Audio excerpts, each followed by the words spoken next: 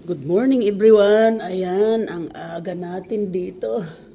Ako pa lang kaisa-isa dito guys. Parang ako yatang magbubukas ng factory. No, nandyan na sina Boss Pascual. Kasi 4:30 ang start ko. Ang production namin ng line 5 is 5 o'clock. Ang start.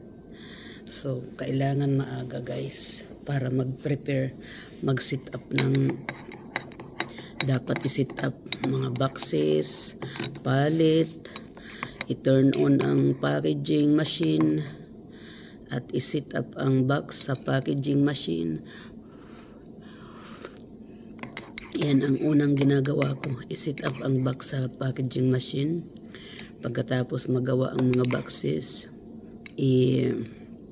ang pallet i-ready. At kung may mga gagawing label, magli-label. So far, tapos na namin ang label last Saturday. So, ayan. Salamat Panginoon sa lahat ng mga bagay-bagay na accomplish. Kung ano ang nandyan, pagpasalamatan.